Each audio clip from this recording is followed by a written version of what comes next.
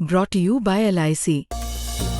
LIC से मिले बीमे की रकम ने ही मेरे नए काम की शुरुआत को मुमकिन बनाया।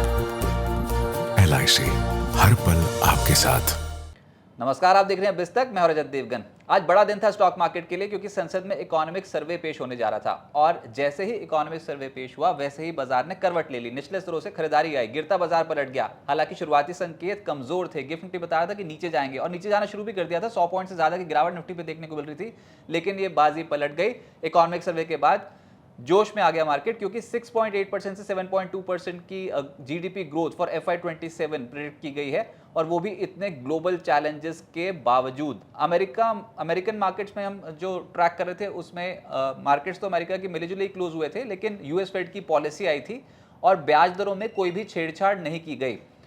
हमारे यहाँ पर ट्रिगर जो है वो नेक्स्ट है बजट, और उससे ठीक कुछ दिन पहले मार्केट में एकदम से तेजी बननी शुरू हुई है। लगातार 3 ट्रेडिंग सेशंस ऐसे हो गए हैं जब निफ्टी की पॉजिटिव क्लोजिंग हम देख चुके हैं, और आप कह सकते हो ऊपरी सरों पे दबाव भी तो बना था, वो बात ठीक है, लेकिन निचले सरों से अभी रिकवरी मोड पे और बहुत सारे स्टॉक्स एकाएक चलने शुरू हो गए। आज तो धूम मचा दी मेटल स्टॉक्स ने।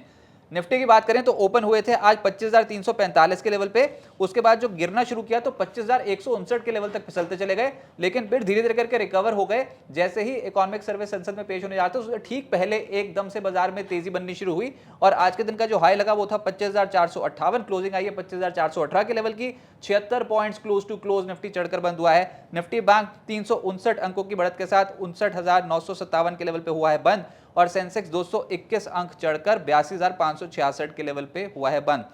ज्यादा मजा नहीं आ रहा स्टॉक मार्केट में अभी, क्योंकि असली खेल जो हो रहा है वो सोने और चांदी के बाजार में हो रहा है, और चांदी 4 लाख रुपए प्रति किलो के पार पहुंच गई MCX पे, और सोना 1,80,000 रुपए प्रति 10 ग्राम के पार आज बनता हुआ नजर आया उसका भाव।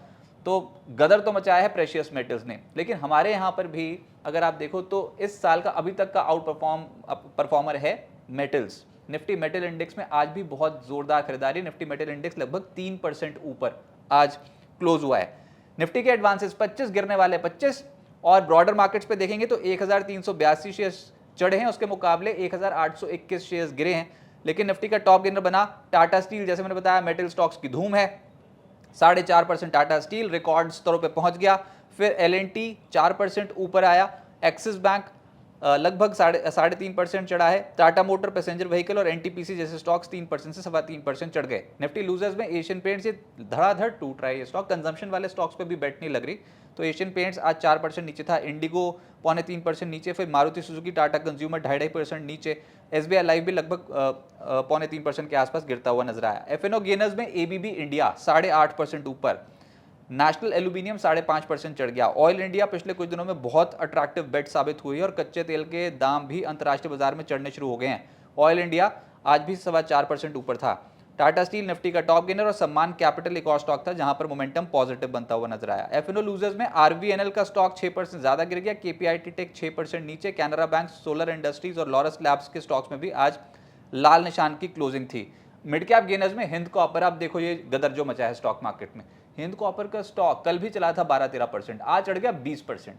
बजट से ठीक पहले हिंद कॉपर का स्टॉक एकदम से लाइमलाइट में है, और कह सकते हैं अफलातून चाल किसी के पकड़ में नहीं आ रही। जो होल्ड करके बैठा है उसकी बल्ले बल्ले, जिसने बेच दिया वो सोच रहा भैया जल्दी बेच दिया।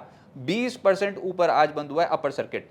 फिर रेन इंडस्ट्रीज 14% ऊपर। शारदा क्रॉपकेम 13% ज्यादा चढ़ गया। GMDC 10.5% चढ़ गया। बलू फॉर्ज 10% ऊपर। मोस्टिप लगातार पिछले कुछ दिनों में एक्टिविटी तेज है, आज भी 10% चढ़ा है। GVTND, MRPL, मनोरमा और आशापुरा माइनकेम जैसे स्टॉक्स हैं 7% से 9.25% चढ़ गए। फिर मिड कैप लूजर्स में आज 5 स्टार 11% ज्यादा गिरा है। हेरिटेज फूड लगभग 8.5% गिरा है पोस्ट रिजल्ट्स। KPR मिल, किटेक्स जैसी जो टेक्सटाइल कंपनियां, इनके स्टॉक्स में आज गिरावट थी 6% से ज्यादा, और JP पार भी आज करीब करीब 6% नीचे जाकर बंद हुआ है। सेक्टर स्पेसिफिक सबसे पसंदीदा sector metal. Nifty metal index 3% चढ़ गया। इसमें हिंद कॉपर 20% का upper circuit lock. National aluminium 5.5% ऊपर। टाटा स्टील, जिंदल स्टील 4% ज्यादा चढ़ गया, और वेदांता भी 4% से ज्यादा चढ़ गया।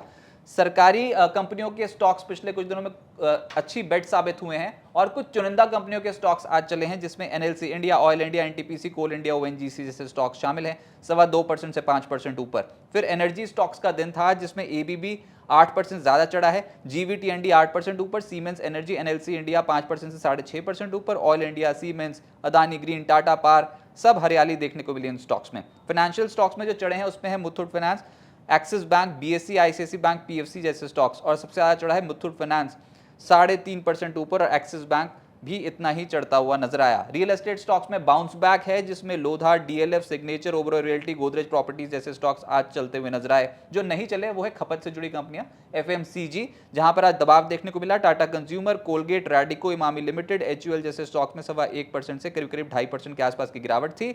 और आईटी स्टॉक्स भी बजट से पहले कुछ अट्रैक्टिव बेट साबित नहीं हो रहे हैं, यहां पर भी प्रॉफिट बुकिंग देखने को मिली। Persistent, OFSS, Mphasis, TCS, Coforge, इन स्टॉक्स पे गिरावट देखने को मिली लगभग 1% से 2.5% की। और फार्मा में भी आज स्टॉक्स ज्यादातर तो सरेंडर ही करते हुए नजर आए, जिसमें Abbott, Laurus Labs, Divi's Labs, Biocon, Sun Pharma जैसे स्टॉक्स में गिरावट थी। और ऑटोज में जो गिरे हैं वो है Maruti Suzuki, Bharat forge, TVS motor और एमएनएम। यहां पर दबाव था करीब 2.25% से 2.5% की गिरावट, लेकिन जो चढ़े हैं उसमें टाटा मोटर पैसेंजर व्हीकल और ट्यूब इन्वेस्टमेंट 2.5% से 3.25% चढ़ गए। अब आगे क्या होगा? इकोनॉमिक सर्वे के बाद बाजार में तेजी तो देखने को मिली, लेकिन ये तेजी पिछले 3 दिनों की है। पिछले 3 दिन से लगातार मार्केट में तेजी, और आज तो एक डिप आई थी, एक अच्छी खासी डिप थी, उसको भी अब्सॉर्ब कर लिया। यानी कि कहीं ना कहीं बजट पे तो बेट लगनी शुरू हो गई है। 1 फरवरी 2026 को रविवार वाले दिन जब वित्त मंत्री संसद में बजट पेश करेंगी तो उसका इंपैक्ट तो स्टॉक मार्केट पे आएगा ही। और अब सबसे बड़ी कवरेज बिस्तक पे ही देखेंगे, लेकिन हाँ, वोलेटिलिटी बहुत ज्यादा रहेगी, तो ये कंट्रोल से बाहर की बात है। इसमें ज्यादा सोचना नहीं चाहिए कि स्टॉक मार्केट क्या करेगी क्या ना करेगी। जो भी करेगी वो आज तक तो बढ़िया ही हुआ है। अगर बजट के बाद करेक्शन पे आ जाती है तो उसको भी खरीदारी का मौका ही देखेगा। आप ये समझिए कि इतने टफ ग्लोबल चैलेंजेस के बावजूद अगर इकोनॉमिक सर्वे ये तस्वीर पेश कर रहा है, ये रोड मैप बता रहा है कि हाँ, देश की जो ग्रोथ है, जीडीपी ग्रोथ, वो तगड़ी रहने वाली है, 7% के करीब रहने वाली है। 6.8% से 7.2% का एस्टिमेट दिया गया फॉर FY27, तो बढ़िया बात है।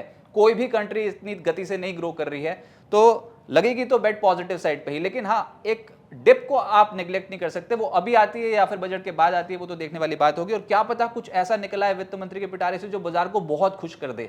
तो ये तो बातें हैं, बातों का क्या। लेकिन अभी हमको जो बजट की प्रिपरेशन करनी है उसमें ऑलरेडी मूव आ चुका है, वोलेटिलिटी यहां से बढ़ने वाली है। तो प्लीज और प्लीज अपनी पोजीशन साइजेस को अपने कंट्रोल में रखिएगा। और अभी तो फिलहाल जो सेक्टर्स चले हैं, कल के सत्र में डिफेंस, पीएसयूज, इन स्टॉक्स में तेजी थी। आज एक मेटल स्टॉक्स में तेजी देखने को मिली है, और सोने चांदी की कीमतों में अफलातून चाल देखने को मिल रही है। एक तरीके की क्रांति ही है जो आज तक कभी किसी ने नहीं देखी थी, और रिकॉर्ड हाई लेवल्स पे सोना और चांदी पहुंचे हैं। फिलहाल अगर निफ्टी की बात करें तो 24,500 के करीब निफ्टी का रेजिस्टेंस है। जहां पर आप आज पहुंचे हो ना, वो एक पहला रेजिस्टेंस पॉइंट, असल रेजिस्टेंस पॉइंट तो यही है जहां पर आज आप बंद हुए हो, इसी के आसपास। लेकिन उसके बाद अगर 24,500 को टाप गए तो 24,700, 24,800 का एक जोन है जो रेजिस्टेंस की तरह एक्ट कर सकता है। और नीचे अगर फिसले तो आज ही ये नहीं टूट पाया 24,150, तो ये तो एक सपोर्ट जोन है। 24,150 से 24,200 के जोन में है सपोर्ट। ये सब धरे धराए रह जाएंगे लेवल्स, सपोर्ट और रेजिस्टेंस लेवल्स। ये अभी तक की पिक्चर है जो बाजार दिखा रहा है, जो आप चार्ट्स पे देखते हो। लेकिन जैसी बजट आएगा ना, वैसी रेंज एकदम से खुल जाएगी, और या तो ऊपर या फिर नीचे किसी भी डायरेक्शन जा सकते हैं। वो किसी का भी गैस हो सकता है। तेजी करने वाले बोलेंगे देखा मैंने बताया था कि तेजी बनेगी, और मंदी करने वाले बोलेंगे भैया मैंने तो मंदी कर रखी थी मार्केट में। तो ये फेज ही ऐसा होता है, टाइम ही ऐसा होता है, इसमें किसी का भी गैस काम कर सकता है। लेकिन हमको ऐसे फेजेस नहीं चाहिए मार्केट में। टाइमिंग करना बहुत खतरनाक होता है। सिस्टमैटिक इन्वेस्टमेंट करेंगे, जब भी मौका मिलेगा पोजीशंस बनाएंगे, सिस्टमैटिक करो, वो ही इस समय बाजार में ठीक है। क्योंकि कभी भी डोनाल्ड ट्रंप फिर कुछ बोल पड़े या फिर ईरान के ऊपर कुछ भी एक्टिविटी कर दी, वहां पर उन्होंने जहाज खड़े कर दिए ईरान के सामने ले जाकर, तो अगर कुछ भी एक्टिविटी हुई तो उसका असर देखने को मिलेगा। और वैसे भी हो रहा है असर। कच्चा तेल भी अंतर्राष्ट्रीय बाजार में तेज होना शुरू हो गया है, और आप पिछले कुछ दिनों में इंडियन मार्केट्स में भी देख रहे हो कि ऑयल इंडिया और ओएनजीसी जैसे स्टॉक्स में तेजी बनती हुई नजर आ रही है। तो जियोपॉलिटिकल टेंशंस के बीच में हमको कामकाज करना है, और इसी बीच में आ रहा है बजट, जो कि आएगा 1 फरवरी 2026 को रविवार वाले दिन। बाजार खुलेगा, एक ट्रेडिंग सेशन बचा है, सबसे बड़ी कवरेज आप बिस्तक पे ही देखेंगे।